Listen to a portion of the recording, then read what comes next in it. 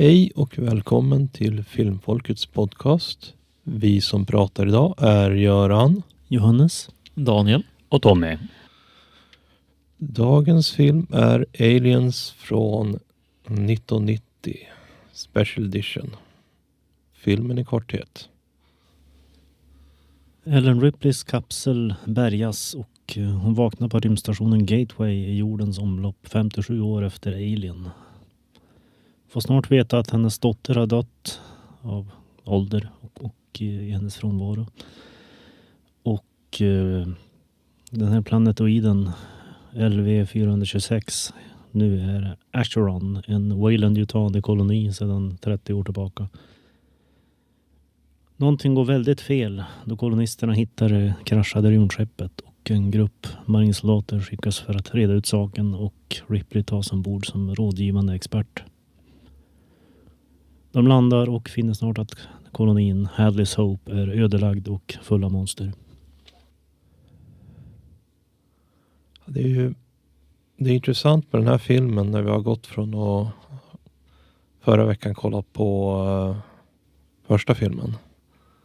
Att vi har liksom gått från mer surviving horror till surviving action. Och sen hur den här regissören har bestämt sig hur den här filmen ska vara utformad. Och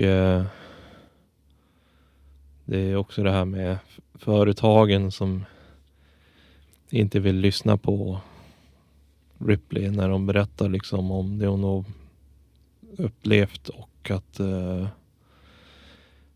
det fortsätter längre fram i filmen att bland annat den här agenten eller vad det var som också är typ korrupt och inte vill lyssna och typ förråder dem nästan. Ja, det är ju som en konsekvent grej där i filmerna att den stora boven i dramat är ju Weyland-Yutani, storföretaget som vill liksom till varje pris få tag på de här varelserna för att använda dem i någon vapendivision. Och som sagt, första filmen är ju en skräckfilm i grunden och den andra är mer en actionfilm. Till stor del inspirerad av Vietnamkrigsfilmer och sådär. Och att då ta en typisk krigsfilm och placera den ute i rymden så har ju då James Cameron byggt den moderna science fiction-genren. Med liksom soldater i rymden och allt det här. Det har sitt ursprung i det här. Väldigt innovativt och samtidigt så har man den här situationen där soldaterna byggs upp som är väldigt tuffa hårdingar men de är ändå ingen match för de här lokalbefolkningen så att säga. Cameron är ju en väldigt progressiv filmskapare och han har ju då gjort en militärenhet med både män och kvinnor och androiden Bishop visar också på sociala framsteg då han nu ses som en artificiell person och Ripleys oro mot Bishop då, på grund av Ash i förra filmen är ju då obefogad och han får ju bevisa detta. Jag gillar ju verkligen hur James Cameron har byggt på Ridley Scotts liksom värld som han skapar i första Alien-filmen. Man får liksom mycket mer en större bild utav hur civilisationen funkar i ett sånt dystopiskt samhälle som Weyland-Yutani verkar ha byggt upp. Det var ju vissa grejer som jag kände liksom i den här filmen med tanke på att jag har ju bara sett första filmen för väldigt länge sedan. Och sen den här har jag väl sett delar av. Om man säger så här, när det kommer till folk som kan loren om aliens och allting så här. Då kanske man förstår hur karaktärerna är. Men om vi säger som en person som mig eller någon annan som bara har sett filmerna så blir det liksom lite plot hole när man liksom inte förstår att Ripley, att hon har ett barn. För det var ju liksom ingenting som sades i första filmen. Så det är ju någonting som de skulle kunna gjort i den. Att man hade kunnat fått reda på det på något sätt. Ja, det är en viktig del av handlingen och byggs ut avsevärt i den här special edition. Som det här med att man fick se en bild på dottern på jorden då. Och sådana saker. Men att genom den här lilla flickan Newt, att Ripley då får liksom en andra chans att vara mamma. Liksom. Det är en ganska stor del av handlingen.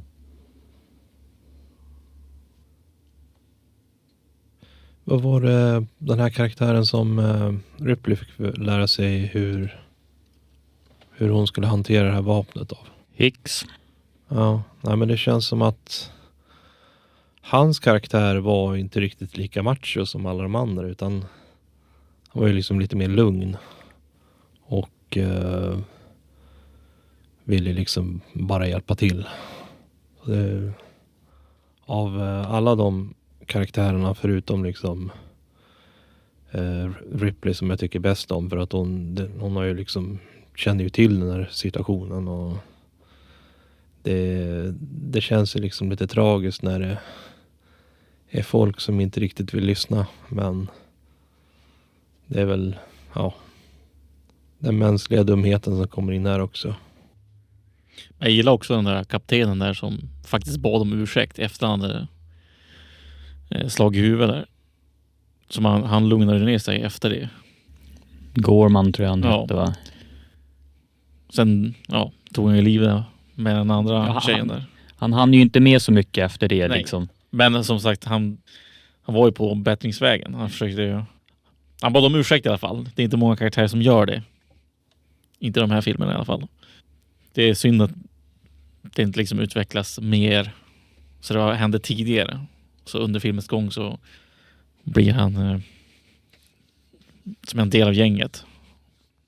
För tidigare är det mer som att han är utfryst. Han är liksom i sin egen värld. Men det var ju att det var ju hans andra riktiga insats i militären, och ändå hade han liksom en ledarroll. Liksom det som gruppen bara liksom kom på med. Varför? Ja, det lät konstigt. Det kändes som ett dumt val. Nepotism låter som. Ja. Han var ju inte beredd på det i alla fall. Så det är en karaktär som de hade kunnat utveckla lite mer. Med tanke på att filmen är ganska lång ändå. Jo, sen så gillar jag ju liksom hur man får ju se mer av alien-varelserna i den här filmen. Så att det är intressant att se hur de är utformade allihopa. Och så sen att man får se drottningen också. Man hade ju en väldigt mycket större budget i den här filmen än första, har jag för mig. Liksom 10-tals gånger högre budget liksom. Jag har för mig i alla fall. Jag har inte informationen framför mig, men Den ser ju inte billig ut i alla fall. nej. Jag måste säga att jag tycker verkligen om all miniatyrjobb de liksom har gjort genom hela filmen. Från alla liksom modeller på dockningsskepperna och vad ska man kalla det? ATV:n, fordonet de kör runt med. Och liksom alla vyer man ser också är en del miniatyrer och även målningar, har jag för mig. Ja, sån här matte painting teknik. Det är väldigt intressant ljuddesign att man har fått de här fordonen som bevisligen är små modeller egentligen. Mm. Och har liksom med ljudredigeringen fått dem att verka så mycket tyngre och större. Alla såna här metallklunks och grejer man hör liksom, de rör på oss och allting liksom. Jag gillar också väldigt mycket ljuddesignen på vapnena och deras utrustning. Jag kommer inte... Jo, visst var motion sensorn med i första filmen också? Ja, de slängde ihop något provisoriskt där. Ja. Liksom jag gillar verkligen det klickljudet den har liksom när den håller på och söker runt. Jo, alltså de här vapnena, det var ju någonting som James Cameron ritade.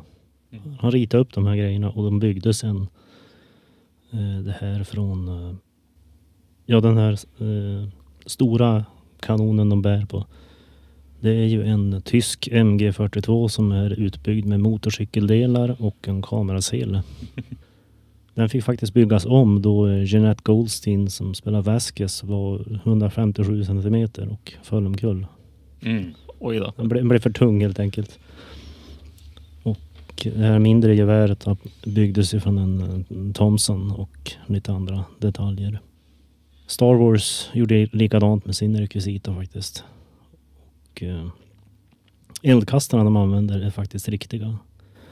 Men inte fungerande, om man säger så här. Det är inte riktiga vapen utan det är som en tratt som spottar ur sig propan som antänder specifikt behandlad rekvisita som ska liksom antändas dramatiskt. Jag skulle också säga det att det var Stan Winston som stod för specialeffekterna med de här aliens då, och ville ju undvika det här att det skulle inte se ut som en människa, en gummidräkt, och anställde därför i princip cirkusfolk som kunde böja sig och krypa på alla fyra, och så fick de ju ha på sig några grejer så att fingrarna såg längre ut. Och man liksom, stark gänglig fysik. Det är liksom väldigt medvetet hur de ska se ut och hur de ska röra sig och sådär. Det är väldigt stiligt gjort. Fundera på vad är det som skulle kunna gjorts annorlunda och övriga tankar.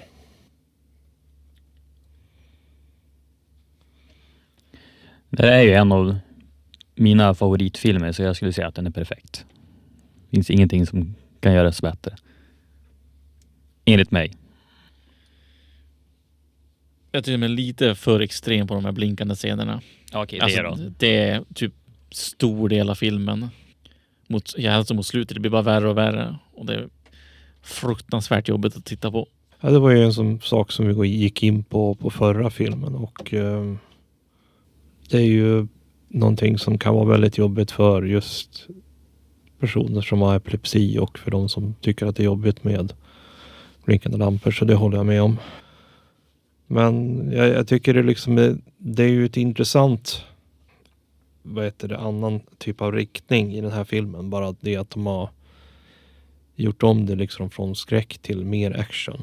Även fast det finns skräckelement kvar så tycker jag att det är liksom intressant, och jag kan ju inte heller komma på någonting som de skulle kunna ta bort eller lägga till. Så att jag vet inte riktigt hur man ska kunna motarbeta liksom det blinkande ljuset heller när det är liksom, det ska ju vara mörkt i de där scenerna men liksom fortfarande kunna spruta bly mot monsterna.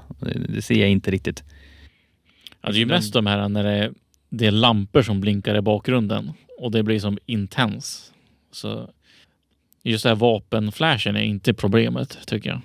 Det som blinkar mest enligt tyckte jag, men jag tror att filmindustrin har blivit lite bättre på det där faktiskt. Att de har fått klagomål som de har reagerat på. För man ser inte den typen av... Jag ska säga, det är inte allt så vanligt att det är sådana intensiva grejer nu för tiden. Jag tror också att ha med vilket typ av ljus som blinkar. Som gör skillnad. Jag tror det mesta man ser typ blinkande ljus nu för tiden, det är just kanske en mörka, liksom röda blinkande lampan typ. Den har jag personligen inte känt liksom varit lika jobbig. Det håller jag med om. Den är inte alls lika jobbig som det starka vita ljuset. Eller det blåvita ljuset. Och sen så kanske lite kortare bursts istället för att den ska konstant liksom flickra på och av. Men storymässigt och tekniskt sett så tycker jag den är väldigt bra gjord. Jag ser inte liksom hur man skulle kunna göra det på något bättre sätt. Nej, det håller jag med om. Ja, jag tänkte just vad det gäller ljuddesignen här att man tog vid slutet när Ripley och Alien-drottningen slåss med den här vad heter det? Powerliftern. Ja, i princip. Exoskeleton. Precis, och att det är en scen, den har ingen filmmusik. Det är liksom bara liksom effekter och liksom dramat i scenen. Och det är något som är väldigt medvetet. Det är väldigt snyggt gjort. För ofta så kan filmmusiken liksom nästan tvinga på vad man ska tycka om scenen. Och liksom att man ska reagera emotionellt på något som händer. Nej, det här är uppbyggt på ett väldigt, väldigt tätt, intensivt sätt som är väldigt effektivt på sitt eget sätt. Och så ska jag säga det att Bishops knivtrick, det är verkligt. Lance Henriksen övade jättemycket för att bli bra och ha ett mekaniskt tempo som passade för en android.